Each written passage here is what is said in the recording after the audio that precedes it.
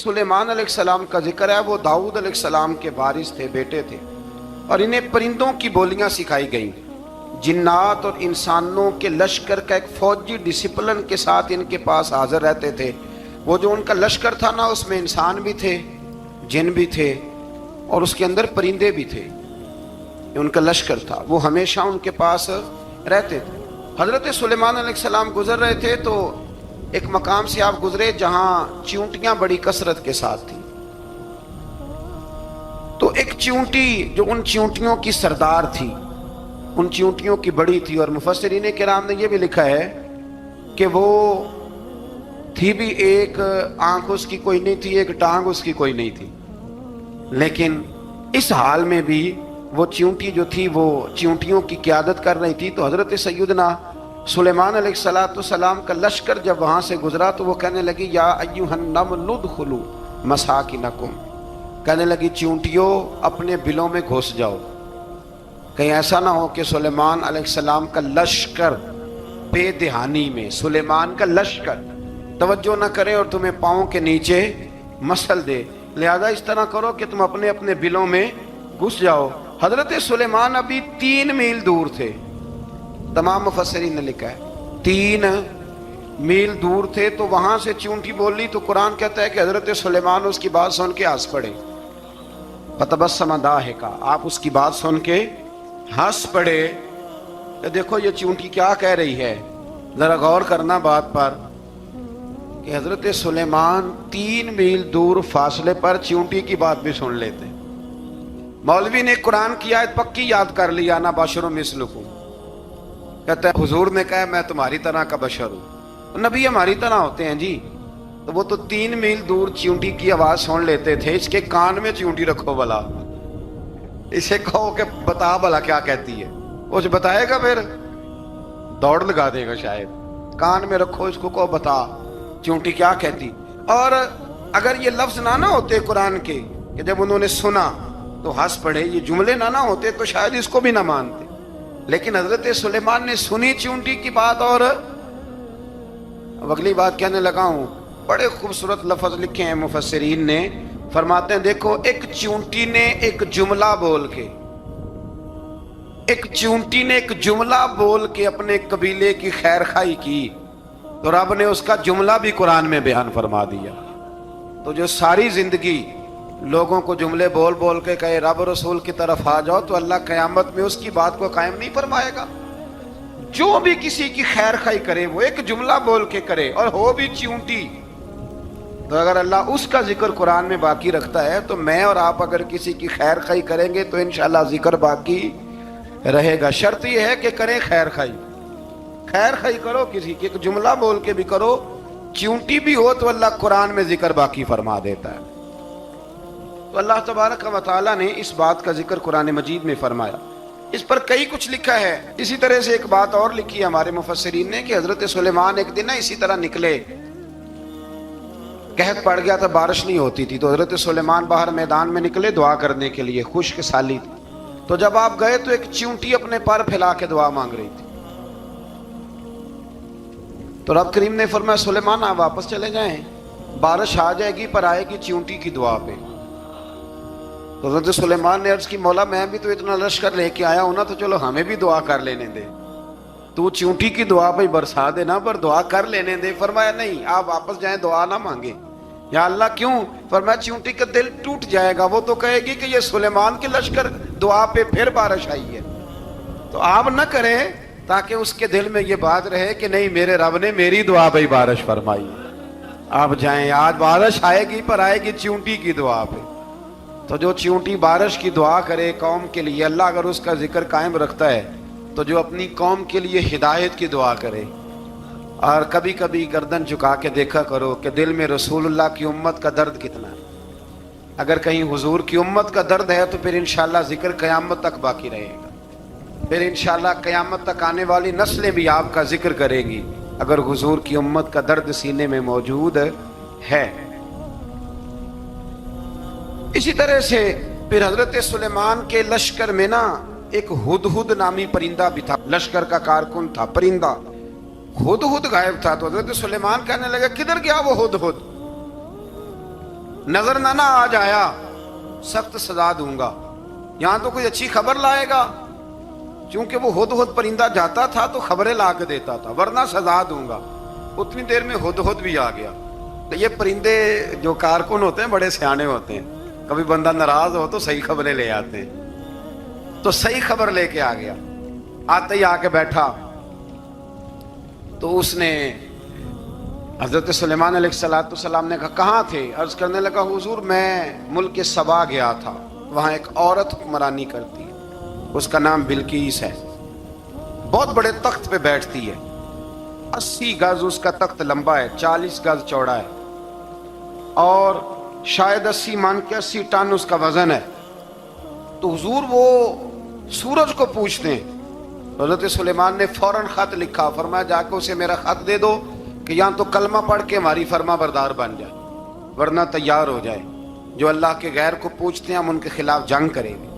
وہ جب لے کے گئے نا خط, یہ حدود گیا تو وہ میٹنگ کر رہی تھی, اس کے وزیر مشیر سارے بیٹھے تھے.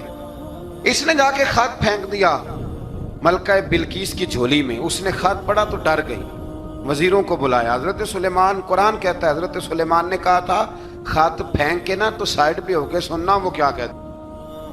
بندوں کے لیے منع ہے, پرندوں کے لیے جائز ہے. بندوں کے لیے منع ہے سائڈ پہ ہو کے سننا. ہاں جس کی جاسوسی کی ڈیوٹی ہو, کفر کی جاسوسی, اس بندے کے لیے بھی جائز ہے. تو یہاں ایک تو وہ پرندے تھے, دوسرا کفر کی جاسوسی کر رہے تھے. سائڈ پہ ہو کے سننے لگے تو ملکہ بلقیس کہنے لگی اب کیا کرنا ہے, یہ خط آیا ہے. وہ کہنے لگے ہم تیار ہیں, آپ حکم کریں, ہم لڑنے کو تیار ہیں, لڑیں گے. وہ کہنے لگی نہیں تیزی نہ دکھاؤ. قرآن مجید کہتا ہے کہ وہ کہنے لگی جب لڑائیاں ہوتی ہیں تو شہر تباہ ہوتے ہیں, ملک کھنڈر بن جاتے ہیں, لڑائی مسئلے کا حل نہیں ہے. انہوں نے کہا کہ میں نبی ہوں. ایک دفعہ آزما لیتے ہیں کہ نبی ہیں کہ نہیں, معاذ اللہ آزما لیتے ہیں. کہا کیسے؟ کہنے لگی تحفے تائے بیچتے ہیں, اگر مال پر دل للچا گیا تو پھر نبی نہیں بادشاہ ہے, اور اگر مال پر دل للچایا نہ تو پھر اللہ کے کامل بندے. یہ فرق اس نے اس وقت بیان کیا. اس نے 500 کنیزیں, 500 غلام, بڑے شاندار لباس پہنا کے, 500 گھوڑا بڑا تگڑا, اس کے اوپر مال و اسباب رکھ کے تیاری کرا کے حضرت سلیمان کی طرف بھیجا. ہد ہد پہلے سے خبر لے کے آ گیا. حضور اس نے یہ پروگرام بنایا ہے. وہ جب آیا سارا کچھ تو حضرت سلیمان دیکھ کے جلال میں آ گئے. فرمانے لگے اسے جا کے کہہ دو تو مجھے کیا تحفے بھیجے گی, میرے رب نے مجھے مالا مال فرمایا ہوا ہے, نے مالا مال کیا میرے مالک نے. جا اسے جا کے کہہ تو کیا تحفے دے گی. جب رب دیتا ہے تو پھر کوئی کمی نہ وہ نہیں چھوڑتا. بندے کیا دے سکتے ہیں, بندے تو بیچارے 10 دے کے تو 10 دن ان کی آنکھیں نہیں کھلتی. فرمایا جو اللہ نے جو دیا ہے کیا بات ہے اس کے دینے کی. تو فرمایا اسے کہو یا فرما بردار ہو کے آ جائے یا جنگ کے لیے تیار ہو جائے, ہم اسے اس کے شہر سے ذلیل کر کے نکال دیں گے. اس نے جا کے جب پیغام دیا تو اور ان لوگوں نے بھی آ کے بتایا کہ وہاں تو ہم عجیب منظر دیکھ کے آئے ہیں کہ جانور بھی ہاتھ باندھے کھڑے ہیں, وہاں تو جنات, سرکش جنات کھڑے ہیں. وہ بادشاہ نہیں, وہ نبی ہیں. وہ جو 500 غلام اور 500 کنیزیں گئی تھی, حوال سنایا آ کے.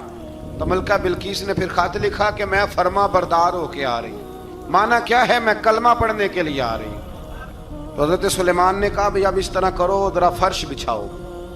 انہوں نے فرش بچھایا, اس طرح کا کہ اوپر فرش تھا, نیچے مچھلیاں تیر رہی, لگ رہا تھا دریا ہے. ڈیوٹی لگا دی, جنات نے بچھا دیا. ادھر حضرت سیدنا سلیمان فرمانے لگے اب چونکہ مان کے آ رہی ہے تو اسے اپنی نبوت کی علامتیں بھی دکھانی ہیں. اس نے تخت بڑا شاندار بنوایا تھا, اور خواتین میں جو عادتیں خواتین والی ہوتی ہیں وہ جاتی نہیں. وہ 7 کمروں میں نا پیچھے اپنا تخت رکھ کے تو 7 دروازے بند کر کے آئی. اس زمانے میں ایک رواج تھا, وہ زلیخا نے بھی 7 دروازے مکفل کے ایک رواج تھا. ایک کمرہ, پھر کمرے کے پیچھے کمرہ, پھر اس کے پیچھے کمرہ, پھر اس کے پیچھے کمرہ, اور اس کو بڑے موٹے تالے لگائے جاتے تھے. اور فلسفہ یہ تھا کہ ایک تالا توڑے گا کوئی تو جب تک سپاہی آ جائیں گے, اور اگر اس کے توڑنے تک نہ آئے تو دوسرے کے توڑنے تک آ جائیں گے, اور اس کے توڑنے تک نہ آئے تو 7ویں تک تو آ جائیں گے. یہ ان لوگوں کا نفسیاتی معاملہ تھا, سوچ تھی. 7 کمروں میں مکفل کر کے نا وہ نکلی. تو حضرت سلیمان علیہ السلام کہنے لگے بھئی مجھے اس کا تخت چاہیے اس کے آنے سے پہلے. اس کے آنے سے اس واقعے کی کیا ضرورت تھی قرآن پاک میں؟ یہ کیا حاجت تھی یہ تخت والی ساری بات قرآن نے کیوں بیان کی؟ پوچھیں آپ اپنے دل سے بھی اور انکار کرنے والے منکرین سے بھی، اس کی کیا ضرورت تھی؟ وہ جو کہتے ہیں جی ولی کی کرامت کی کیا ضرورت ہے، سیدھی سیدھی نماز پڑھو، روزہ رکھو، حج کرو، زکوٰۃ دو، تو پوچھو ان سے ایک سورت نمل کے اندر اس ساری تفصیل کی کیا ضرورت تھی؟ ختم ہو گئی جب وہ کلمہ جو پڑھ رہی ہے، تو پھر اس سارے واقعے کو رب کیوں بیان فرماتا ہے؟ حضرت سیدنا سلیمان فرمانے لگے تخت چاہیے، اور چاہیے اس کے آنے سے پہلے۔ قال عفریت من الجن، جنوں میں سے ایک بہت بڑا جن بولا، کہنے لگا حضور آپ کا یہ تخت برخاست ہونے سے پہلے لے آؤں گا۔ یہ جو آپ میٹنگ کر رہے ہیں نا، یا فیصلے ختم، کچھ نے لکھا صبح سے شام تک میٹنگ ہوتی ہے اور اس کو آنے میں پتہ نہیں کتنے دن لگیں گے، تو میں یہ برخاست ہونے سے پہلے، اور کچھ نے کہا دی آپ شرط کیوں لگاتے ہیں کہ صبح سے شام تک ہوتی؟ اس جن نے کہا دی آپ 10 منٹ میں فارغ ہو جائیں، آپ فارغ ہوں گے تو تخت آ جائے گا۔ مفسرین نے لکھا ہے کہ جب قرآن کہتا ہے کہ اس نے کہا کہ آپ کے فارغ ہونے سے پہلے، اس کا مطلب ہے کہ جب آپ اٹھیں گے یہ جگہ خالی کر دیں گے تو تخت یہاں کیویں ہزاروں میل کا فاصلہ ہے، آ جائے گا پر ہوائی جہاز پہ، کارگو کرا کے، جی DHL کے ذریعے۔ کیسے آئے گا؟ وہ آئے گا تو بس آئے گا تو حضرت سلیمان کی تو بادشاہت تھی نا زمانے پہ، فرمانے لگے نہیں نہیں تو لیٹ ہے، تو لیٹ ہے، تو ہمیں جانتا ہی نہیں ہے، تو سٹ تے پکھڑا کوار گندل، اسی اور بھی بوٹیاں جاننے ہاں، یہ تو لیٹ ہے، ابھی ہماری طاقت اس سے زیادہ ہے۔ بڑی کمال بات لکھی ہے لکھنے والوں نے۔ ایک مفسر نے لکھا ہے کہ ابھی حضرت سلیمان نے غلاموں سے منگوایا ہے، اپنی بات کوئی نہیں کی، یہ حال ہے ان کے غلاموں کا، تو سردار کا عالم کیا ہوگا؟ حضرت سلیمان کہنے لگے بھی جلدی جائیے۔ قال الذی عنده علم من الکتاب انا آتیک بہ قبل ان یرتد الیک طرفک، تو اٹھا ان میں سے وہ جس کے پاس کتاب میں سے علم تھا، ساری کتاب کا بھی نہیں، علم من الکتاب، کتاب، وہ اٹھے جن کے پاس کتاب میں سے علم تھا، تو وہ اٹھ کے کہنے لگے حضور میں لے آؤں گا کب؟ آپ کے آنکھ جھپکنے سے، نہیں آنکھ جھپکنے سے، بندہ تھا جن تھا، جن کی تو بات مانی نہیں انہوں نے، کیا کہا؟ آنکھ جھپکنے سے، میں آنکھ جھپکنے سے پہلے لے آؤں گا۔ تو حضرت سلیمان کہنے لگے تو ٹھیک ہے چل لا، پھر لا، پھر آنکھ جھپکنے سے بڑے ہی نہیں، پھر غصہ نہیں آتا ان پہ، پھر غصہ نہیں آتا۔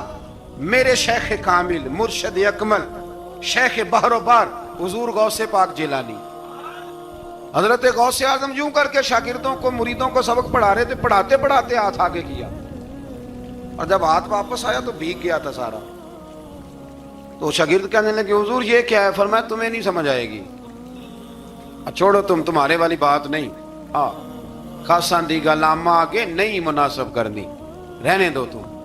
کچھ وقت گزرا تو کچھ لوگ آ گئے، ابھی کلاس ختم نہیں ہوئی تھی، کپڑے بھیگے ہوئے ہو، وہ شاگرد پہلے ہی منتظر تھے، کہا تمہیں کیا ہوا؟ کہنے لگے دریا میں جا رہے تھے، اچانک ہچکولیں آنے لگے، تو ہم نے کوئی کسی بے عمل کا بازو تو نہیں نہ تھاما، ہم غوث اعظم کے ماننے والے ہیں، تو دریا میں کہا یا شیخ عبد القادر جیلانی شیئا للہ، اللہ کے راستے میں مدد کرو۔ تو کہنے لگے بس ایک ہاتھ ہی آیا ہے، اور یوں کشتی کھینچ کے باہر نکالی ہے۔ تو اب وہ شاگرد سارے چپ کر گئے، کہنے لگے جواب کیوں نہیں دیتے؟ انہوں نے کہا تم نے ہاتھ دیکھا ہے پہنچتا ہوا، اور ہم نے ہاتھ دیکھا یہاں سے جاتا ہوا، تم نے پہنچتا ہوا دیکھا ہے، تو ہم نے حضرت بہاؤالحق نقشبند بخاری، ان کی ایک مریدنی تھی، اوپر چبارے پہ کسی نے اس کی عزت پہ ہاتھ ڈالا، چبارے پہ اوپر والی منزل پہ، اس مریدنی نے اپنی عزت بچانے کے لیے چھلانگ لگا دی، جب وہ نیچے گر رہی تھی تو حضرت بہاؤالحق نقشبند بخاری پہنچ گئے، نیچے کوئی ایسا بندوبست کر دیا، کوئی چارپائی بچھا دی، کوئی ایسا جس پہ وہ آ کے آرام سے گری اور بچ گئی۔ حضرت صاحب کی طرف دیکھ کے کہنے لگی حضور آپ کب آئے؟ فرمانے لگے پتر جب تو چبارے سے چلی تھی تب میں بخارے سے چلا تھا، جب تو چبارے سے چلی تھی نا تب میں بخارے سے چلا تھا، اور تیرے نیچے آنے تک میں بھی پہنچ گیا ہوں۔ میں بھی مالی دا کم راکھی کرنا، پھل کچے ہون یا پکے، اے پیر مریداں دے سر تے ہی رہندا ہے، اے جھوٹے ہون یا سچے، یہ پکی غلامی کریں یا کچی کریں، پیر کی بھی مجبوری ہوتی ہے، کیا کریں، پیر مریداں دے سر تے ہی رہندا ہے، اے جھوٹے ہون یا سچے، کیا کیا جا سکتا ہے۔ لیکن نا نافرمان بیٹے کا بھی تو جائیداد میں حصہ ہوتا ہے نا، نافرمان بھی ہو تو جائیداد میں حصہ، تو چلو باپ ناراض رہے گا تو اللہ ناراض رہے گا، بات الگ ہے، پر جائیداد کا حقدار تو ہے نا، چاہے نافرمان ہی ہے۔ پیر مریداں دے سر تے ہی رہندا ہے، اے جھوٹے ہون یا۔ پھر وہ تخت آ گیا، حضرت سلیمان سے پوچھا یہ کیا ہے؟ قال ھذا من فضل ربی، فرمانے لگے کچھ بھی نہیں۔ حضرت سلیمان کہنے لگے یہ میرے رب کا فضل ہے۔ شاید سب مفسرین نے بڑی بڑی باتیں کی ہوں، پر یہاں ایک قاضی ثناء اللہ پانی پتی رحمت اللہ علیہ کا فقرہ میں پڑھ رہا تھا، بڑا مزہ آ رہا تھا۔ قاضی صاحب فرمانے لگے اس آیت پہ، قاضی صاحب کہتے ہیں جن پر نرا فضل تھا، ھذا من فضل ربی، نرا فضل، فرمایا ان کی تو اتنی طاقت ہے کہ وہ ہزاروں میل دور سے 80 گز لمبا 80 گز چوڑا تخت آنکھ جھپکنے سے پہلے لے آتے ہیں، اور جن کے بارے میں اللہ فرماتے ہیں وَبَشِّرِ الْمُؤْمِنِينَ بِأَنَّ لَهُم مِّنَ اللَّهِ فَضْلًا كَبِيرًا، فرمایا محبوب اپنے غلاموں کو خوشخبری دے دیں، باقیوں پہ نرا فضل تھا، ان پر تو فضل کبیر ہے، ان پر تو بڑا ہی فضل ہے اللہ کا۔ تو فرمایا جن پر فضل کبیر ہو، ایک نہیں، اس پر میں بڑے دلائل دے سکتا ہوں، کرامات اولیاء پر میں بڑے ہی دلائل دے سکتا ہوں، بڑے۔ غوث اعظم رضی اللہ تعالیٰ عنہ کے بعد بادشاہ آیا تو کہنے لگا پیر تب مانوں گا جب سیب کھلائیں گے، سیب کا موسم ہی نہیں تھا۔ تو حضرت صاحب آتے ہی اسے کہنے لگے اب تو میری ولایت کو سیبوں پہ تو نہ تول، اب سیب کھلائے تو ولی یا نہ کھلائے تو ولی کوئی نہیں، یہ تو اب میری ولایت کو سیبوں پہ تو نہ تول۔ تو حضرت صاحب نے یوں ہاتھ اٹھایا تو اللہ نے 2 سیب عطا فرمائے۔ تو وہاں جملہ ہے حضور غوث اعظم کا، فرمانے لگے اگر اللہ حضرت مریم سلام اللہ جو بنی اسرائیل کی ولیہ ہیں، ولی ہے نا، وہ نبی تو نہیں نا، عورت نبی نہیں ہو سکتی، فرمایا اگر اللہ انہیں بغیر موسم کے پھل دے سکتا ہے میں تو محمد عربی کا نوکر ہوں۔ فرمایا اب نہ 2 سیب آئے تھے، تو وہ کہنے لگا میرے تو دل میں 1 سیب تھا نا، تو حضور غوث اعظم نے نا 1 سیب مجھے دیا، 1 میں نے کھایا تو 1 غوث پاک کھانے لگے، کہتے ہیں میں نے وہ منہ میں رکھا ذرا ترش تھا، تو میرے چہرے کا وہ رنگ دیکھ کے نا، اثر دیکھ کے کہ تلخی محسوس، تو غوث اعظم کہنے لگے میرے والا کھا۔ 1 انہوں نے کاٹ کے ٹکڑا دیا، کہتے کھایا تو بڑا میٹھا تھا، تو میں نے کہا حضور آئے تو دونوں ہی غیب سے ہیں، آپ کے والا میٹھا ہے میرے والا کڑوا ہے، تو آپ فرمانے لگے آئے تو دونوں غیب سے تھے، پر ایک کو ذرا ظالم کے ہاتھ لگ گئے ہیں نا، اس کو تنبیہ بھی کر دی کہ ظلم سے باز آ جا، تنبیہ بھی کر دی، پر میں ہاتھ ظالم کے لگے اس لیے ترش ہو گیا، سیانا بن، 1 نہیں 20 درجنوں۔ لیکن پتہ نہیں کیوں لوگ اڑ گئے، پتہ نہیں کیوں کڑ کے آ گئے کرامت اولیاء کے معاملے میں بالکل۔ اور پھر کسی حدیث میں یہ نہیں آیا کہ اس زمانے میں ولی ہوں گے تو اس زمانے میں ولی نہیں ہوں گے، حضور نے فرمایا میری امت کبھی گمراہی پر جمع نہیں ہوگی۔ اقبال کہتے ہیں اولیاء کیا ہوتے ہیں؟ اولیاء کیا ہیں؟ جواسیس القلوب۔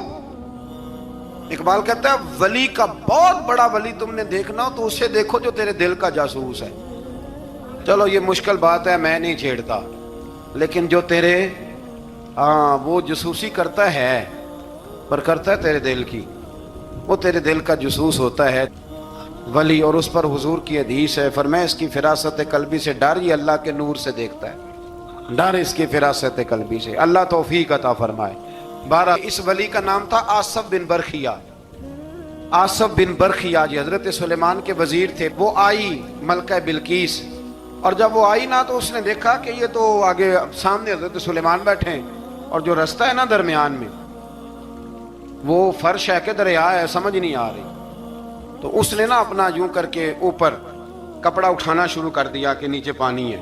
تو حضرت سلیمان کہنے لگے چلتی آ، نیچے کچھ بھی نہیں۔ اس نے پیر رکھا نیچے مچھلیاں بھی تیرتی جا رہی تھیں. حضرت سلیمان علیہ السلام. آج بھی اللہ نے توفیق دیا نا, لوگوں نے اس طرح کی تعمیرات بعد میں کی ہیں, لیکن اس کے موجد, اس کے پہلے بنانے والے حضرت سلیمان ہیں, اللہ کی دی ہوئی توفیق سے.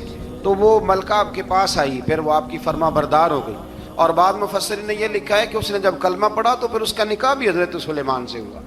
حضرت سیدنا لقمان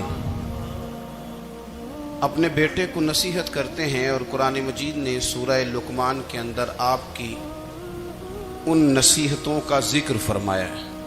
اللہ کریم نے ارشاد فرمایا کہ حضرت لقمان, ان کی جو بات انہوں نے اپنے بیٹے کے ساتھ کی, فرمایا وَلَا تُصَعِّرْ خَدَّكَ لِلنَّاسِ, اے میرے بیٹے لوگوں کے ساتھ اپنے رخ کو نہ پھیرا کر, غرور کے ساتھ اپنے لب و لہجے کو پھیر نہ لیا کر لوگوں کی طرف سے, اور وَلَا تَمْشِي فِي الْأَرْضِ مَرَحًا, اور زمین پر اکڑ اکڑ کے نہ چلا کر. تکبر کے ساتھ اپنے لب و لہجے کو لوگوں سے پھیر نہ لیا کر, اور زمین پر اکڑ کے بھی نہ چلا کر. جناب لقمان اپنے بیٹے کو نصیحت فرما رہے ہیں, اور اللہ نے اس کا ذکر قرآن مجید میں فرمایا ہے. اسلام ہماری تربیت کرتا ہے ہر موقع پر, اور ہمیں اسباق پڑھاتا ہے زندگی ساری گزارنے کے لیے. انسان کی بات کا دوسرے پر بڑا اثر ہوتا ہے, لیکن اس کی بات کے ساتھ ساتھ اس کے لہجے کا بھی بڑا اثر ہوتا ہے. کھانے کا بھی بڑا اثر ہے, لیکن کھانا آپ کس برتن میں رکھ کے دے رہے ہیں اس کا بھی بڑا اثر ہے. آپ نے کھانا کس طرح سجایا ہے, کس جگہ کسی کو بٹھایا ہے, اس کا بھی بہت زیادہ اثر ہے. اسلام یہ کہتا ہے کہ آپ کا جو لب و لہجہ ہے وہ ہمیشہ اچھے اخلاق والا ہونا چاہیے. لہجے جو ہوتے ہیں نا, لہجے, لب و لہجہ, وہ بڑی تاثیر رکھتا ہے, بڑا اثر رکھتا ہے. چھوٹا سا بچہ ہوتا ہے, دودھ پیتا ہے, ابھی نونہال بچہ ہے چھوٹا سا, ابھی اسے پتہ نہیں ہے کہ کون سی بات کا کیا معنی ہے. اسی بچے کے آپ نے گال پہ محبت کے ساتھ ہاتھ پھیرا تو وہ ہنس دیتا ہے, لیکن اگر آپ غصے کے ساتھ اس کی گال پہ ہاتھ لگاتے ہیں تو وہ رو دیتا ہے.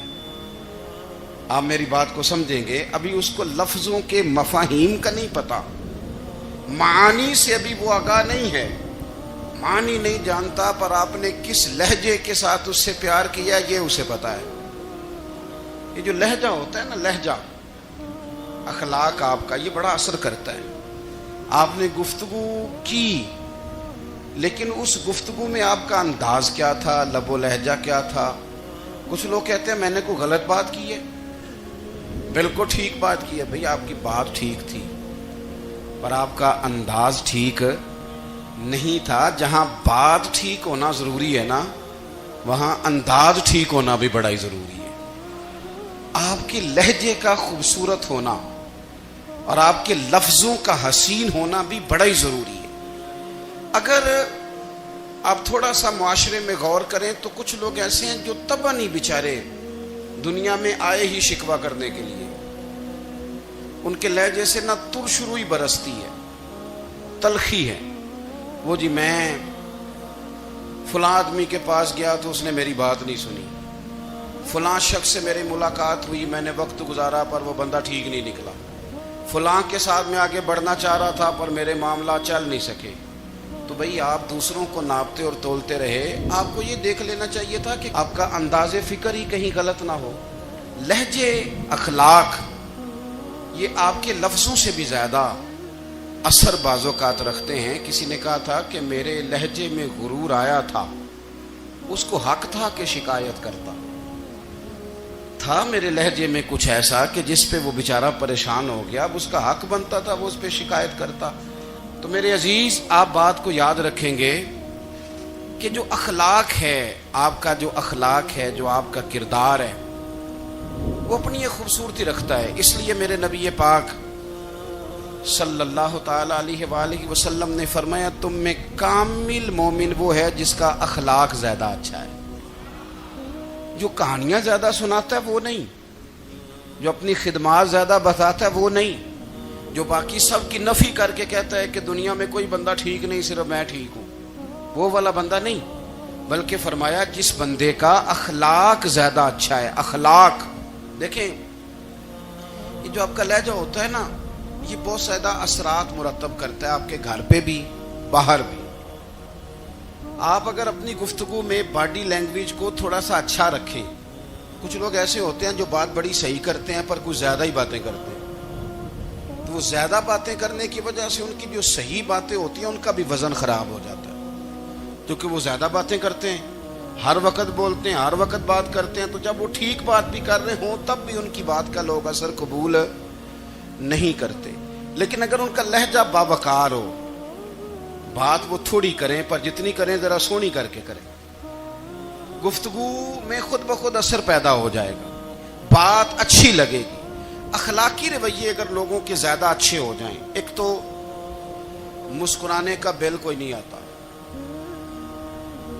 اس کے پیسے کوئی نہیں لگتے، اور یہ بھی شکر ہے ابھی تک اس پر ٹیکس بھی کوئی نہیں، یہ بھی مقام تشکر ہے۔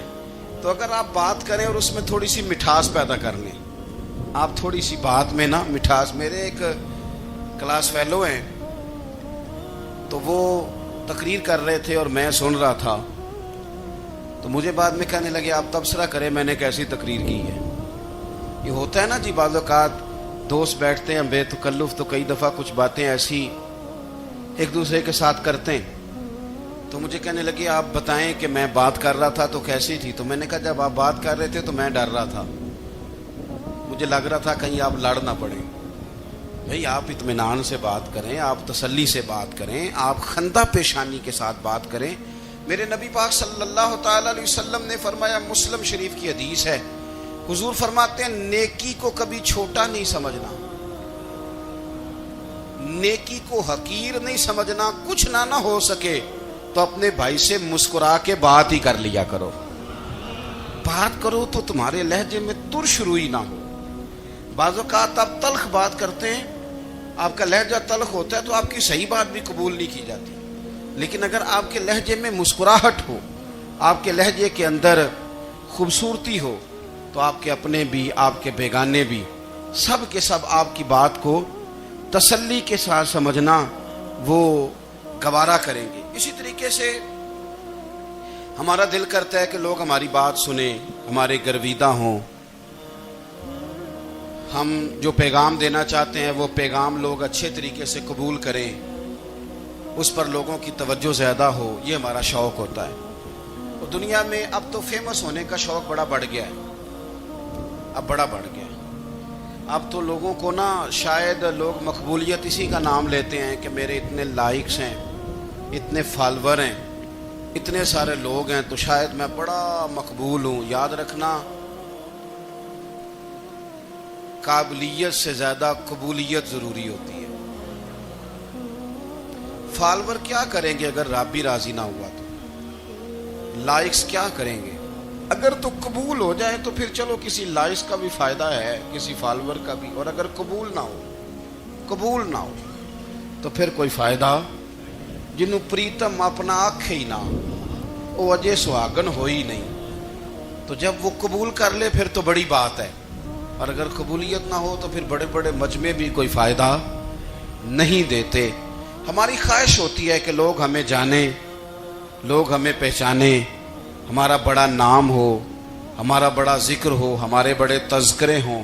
تو میرے نبی پاک صلی اللہ تعالی علیہ وسلم نے ارشاد فرمایا، حضرت ابو ہریرہ رضی اللہ تعالیٰ عنہ روایت کرتے ہیں، حضور فرمانے لگے، تم مال کے ذریعے لوگوں کو اپنا گرویدہ نہیں بنا سکتے، پیسے دے کے لوگوں کو پیچھے نہیں لگا سکتے۔ کتنے کو دو گے؟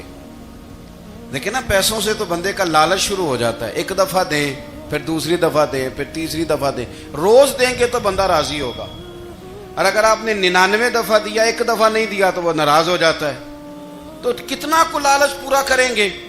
تو حبیب پاک علیہ الصلوۃ والسلام فرمانے لگے، تم پیسے دے کے لوگوں کو اپنا گرویدہ نہیں کر سکتے، ہاں خندہ پیشانی سے، حسن اخلاق سے ملو گے تو لوگ تمہارے گرویدہ ہو جائیں گے۔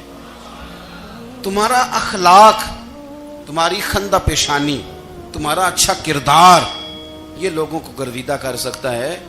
مال و دولت سے لوگ گرویدہ نہیں ہوتے. تو ہمارا وہ جو روزمرہ کا لوگوں کے ساتھ تعلق ہے، لب و لہجہ ہے. میں نے دیکھا ہے بہت سارے لوگ ایسے ہیں جن کے ساتھ لوگ آنا جانا، ملنا بیٹھنا آہستہ آہستہ چھوڑ دیتے ہیں. اور وہ کس لیے چھوڑ دیتے ہیں؟ وہ ان کے رویے کی وجہ سے چھوڑ دیتے ہیں، ان کے انداز فکر کی وجہ سے چھوڑ دیتے ہیں، ان کے شکووں کی وجہ سے چھوڑ دیتے ہیں. مزاج ہوتا ہے نا ہمارا کہ ہمیں شوق ہوتا ہے تعلق زیادہ لوگوں کے ساتھ ہو، اور پھر یہ بھی شرط ہوتی ہے کہ میں جس کے پاس جاؤں وہ مجھے یہی کہے کہ تو میرے ساتھ ہی پیار کر. ایک صاحب مجھ سے کہنے لگے کہ یہ میں محفل کراتا ہوں، آپ بھی تشریف لائیں، اور میں 20 علماء کو بلا چکا ہوں اور بڑے بڑے نامور نام انہوں نے میرے سامنے لیے. میں نے ان سے پوچھا کہ جو نام آپ نے لیے ہیں اور آپ کی تصویریں بھی ساتھ ہیں، میں الحمدللہ تسلیم کر گیا ہوں آپ کی بات کو، لیکن سوال میرا یہ تھا کہ کیا آپ نماز بھی پڑھتے ہیں؟ 21 علماء کو آپ نے بلایا یا 20 کو بلایا اور بڑے بڑوں کو بلایا، اور مجھے بھی آپ دعوت پیش کر رہے ہیں، تو نمازی بھی آپ ہیں، نمازی بھی ہیں. کہنے لگے آپ دعا کریں میں نماز پڑھنا شروع کر دوں. میں نے ان سے کہا خدا کے بندے، اب اگر تو کسی اور کو بتائے گا کہ 20 اتنے بڑے لوگوں سے میرا تعلق کر پڑتا میں نماز بھی نہیں، تو لوگ کیا سوچیں گے کہ 21 مولوی مل کے بھی ایک بندے کو نمازی نہیں بنا سکے. تو آپ اپنے لب و لہجے سے صرف باتوں سے گرویدہ کسی کو کر لیں گے؟ آپ یہ دیکھیں کہ اخلاق کس طرح کا ہے، لہجہ کس طرح کا ہے، آپ کی بات کرنے کا انداز کتنا حسین ہے، اس لفظ کے اندر حسن کتنا زیادہ ہے. نبی پاک صلی اللہ علیہ وسلم بھی تبلیغ فرماتے، ہم بھی تبلیغ کرتے ہیں. میں اور آپ جب تبلیغ کرتے ہیں تو اس تبلیغ کے اندر شکوہ ہوتا ہے اور تنقید ہوتی ہے، اور بعض جگہ میں نے یہ بھی دیکھا ہے کہ طنز ہوتا ہے. طنز، ہم دوسرے کو دین کی دعوت رہے ہیں، لیکن ہمارے لب و لہجے سے طنز اور تش روئی چھلکتی ہے. تو دولت کے پیچھے لگ گیا ہے، تو بالکل جاہل ہے، تو بالکل تیرے خاندان میں سے بھی کوئی نہیں ادھر آتا. آپ طنز کر رہے ہیں، آپ دعوت دین نہیں دے رہے. دعوت دین تو گلدستے میں رکھ کے پیش کی جاتی ہے، اس کی تو ایک خوبصورتی ہے، اس کا تو ایک حسن ہے، اس کی تو اپنی ایک جاذبیت ہے، اس کی اپنی ایک نورانیت ہے. صحابہ کرام علیہم رضوان فرماتے ہیں کہ حضرت سعد بن معاذ رضی اللہ تعالیٰ عنہ کا جنازہ تھا. اللہ کے پیارے محبوب صلی اللہ تعالیٰ علیہ وسلم نے جنازے کی امامت فرمائی، اور جنازے کی امامت کے بعد ابھی نہ قبر کے تیار ہونے میں کچھ ٹائم باقی تھا، تو حضور زمین پہ تشریف فرما ہوئے. لوگ قبر کی تیاری میں ہیں. بعض اوقات ہوتا ہے نا ابھی قبر نہیں تیار ہوئی، تو کہتے ہیں کہ لکڑی کے ساتھ حضور نے زمین کریدنی شروع کر دی، اور دیر تک حضور نے چہرہ نور کو زمین کی طرف جھکائے رکھا، گویا زمین شرف دیدار حاصل کرتی رہی. دیر تک چہرہ نور جھکا رہا زمین کی جانب، حضور نے رخ نور کو پھیر لیا. صحابہ کہتے ہیں کہ ہم نہ بڑے، جب حضور ہمارے قریب ہوتے تھے تو ہمارا خیال ہوتا تھا کہ رحمت کی برکھا ہے، اپنے اپنے حصے کا کرم اڈیل لے اپنے اوپر. فرماتے ہیں منتظر تھے کہ حضور کب ہماری طرف رخ انور پھیریں اور ہم کریم سے کوئی بات سن سکیں. ارشاد فرماتے ہیں کہ ہم بڑے شدید منتظر تھے. دیر کے بعد نبی پاک علیہ الصلوۃ والسلام نے چہرہ انور اٹھایا، دیر کے بعد چہرہ انور اٹھایا. یہ دیکھیں تبلیغ ہو رہی ہے، اور جب حضور نے چہرہ انور اٹھایا تو آنکھوں میں آنسو تھے، رو رہے تھے. اور 3 دفعہ حضور نے فرمایا، چونکہ قبر تیار ہو رہی تھی، 3 دفعہ نبی کریم نے فرمایا لوگو قبر آخرت کی منزلوں میں سے پہلی منزل ہے، اس کی تیاری کر لو، اس کی تیاری کر لو، اس کی تیاری کر لو. 3 دفعہ حضور نے یہ جملے دہرائے. کیوں؟ ایک میں تبلیغ کرتا ہوں پر اس میں نہ درد ہے، نہ رونا ہے، نہ وہ لب و لہجہ. ایک حضور دعوت دے رہے ہیں قبر کی تیاری کی، لیکن اس میں آنسو ہیں، اس میں خاص رغبت ہے غلاموں کے لیے.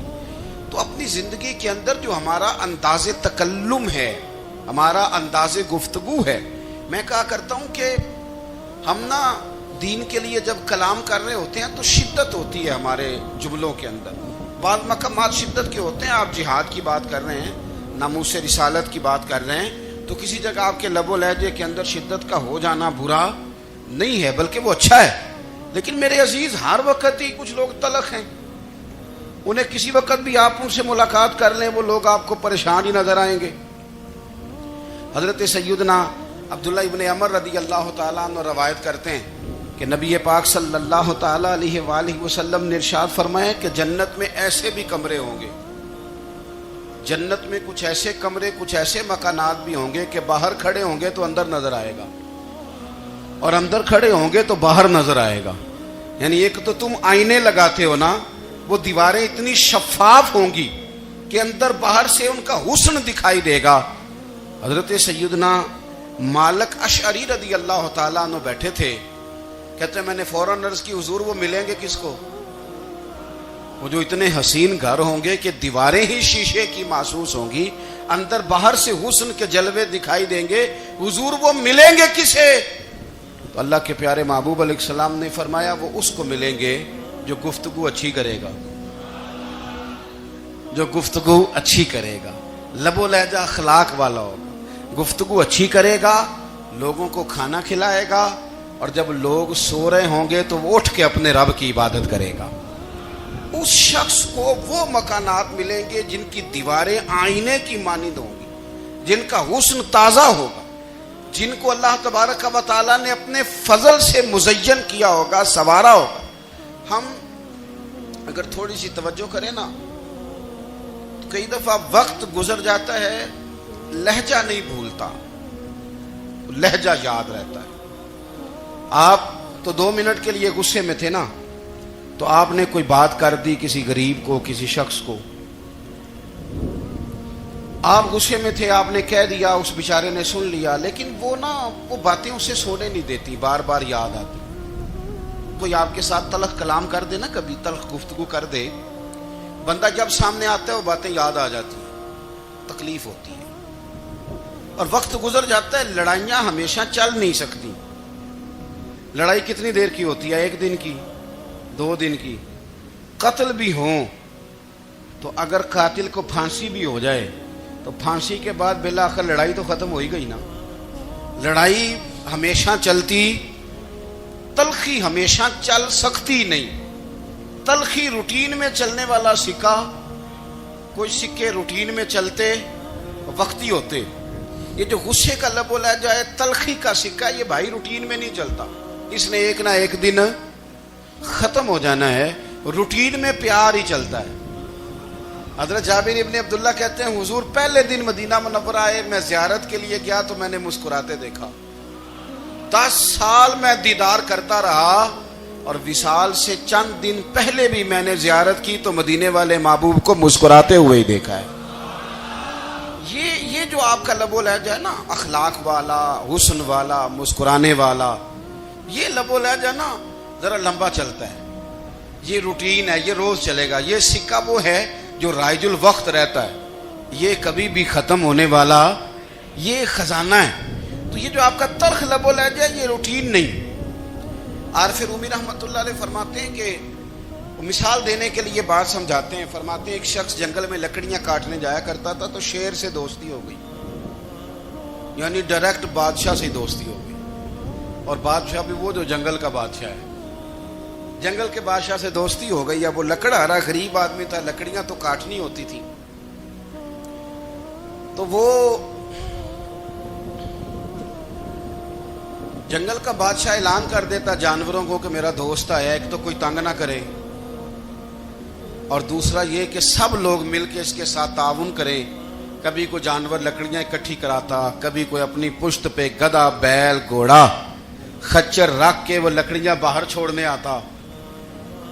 تو اب اس کی بڑی دھوم مچ گئی جنگل کے اندر. لکڑہارا مزدور تھا, وہ بادشاہ سے دوستی کر کے بادشاہ ہی بن گیا. وہ گھر آ کے نا بیوی کو اکثر بتاتا کہ میرا ایک دوست ہے, میں جاتا ہوں تو ساری پہلے ہی مخلوق کھڑی ہوتی ہے میرے استقبال کے لیے. دوستی جو بڑے سے ہو گئی ہے. بنا ہے شاہ کا مصاحب تو پھرے ہے اتراتا, وگرنہ شہر میں غالب کی آبرو کیا ہے. ہمیں تو پوچھتا ہی کوئی نہیں، یہ تو بنا ہے شاہ کا مصاحب تو پھرے ہے اترا تھا، وگرنہ شہر میں غالب کی آبرو کیا ہے۔ تو وہ لوگوں کو بتاتا، بیوی کو بھی بتاتا دوست ہے، تو بیوی کہنے لگی اتنے تو تعریفیں کرتا، یہ نہیں بتایا کہ وہ جنگل کا شیر ہے، پر نیرا دوست بتا دیا۔ بیوی کہنے لگ گئی کہ تو اتنا جو اس کا ذکر کرتا ہے تو کسی دن بلا نا،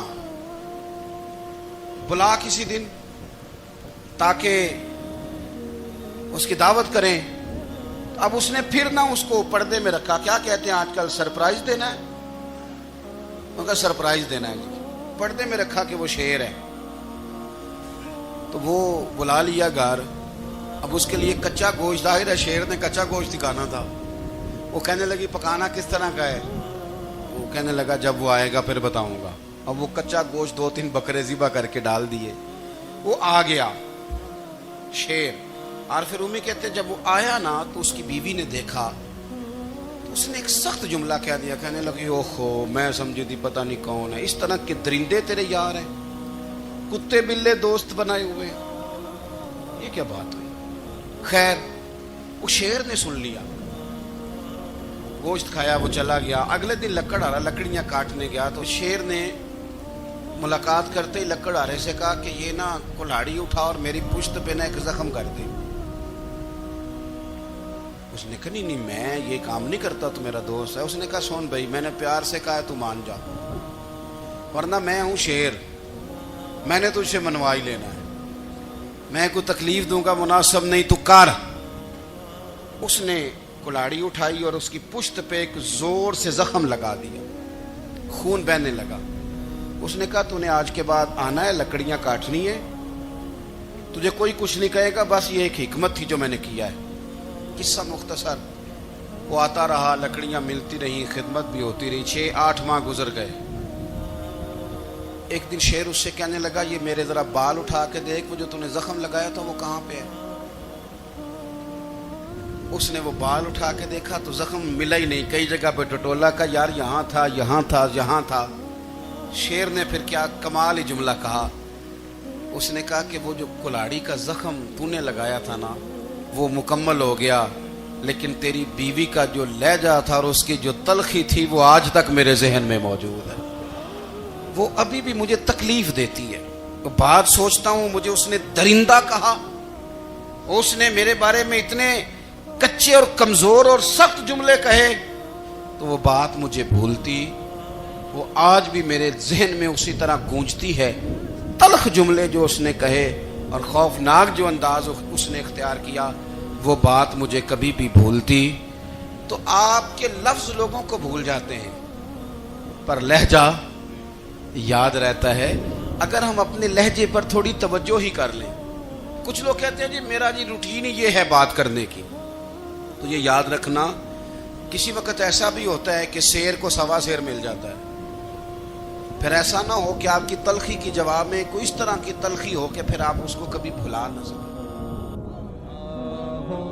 صل على سيدنا ومولانا محمد، اللهم صل على سيدنا ومولانا محمد۔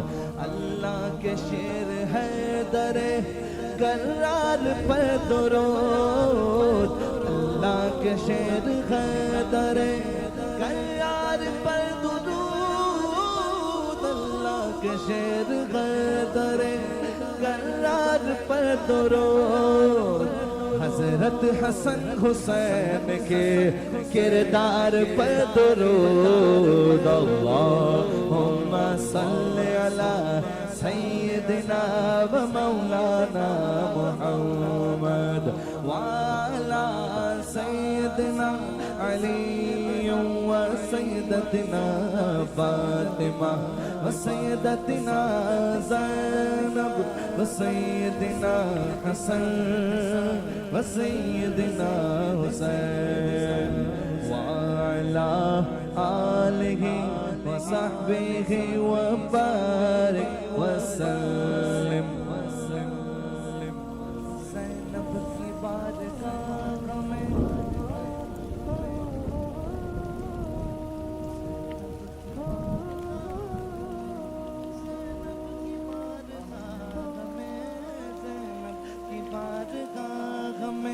سلام نیاز ہے زینب کی بارگاہ میں سلام نیاز ہے جو مرتضیٰ کی لاڈلی زہرا کا ناز ہے اللہم صلی علی سیدنا و مولانا محمد وعلی سیدنا علی و سیدتنا فاطمہ و سیدتنا زینب و سیدنا حسن و سیدنا حسین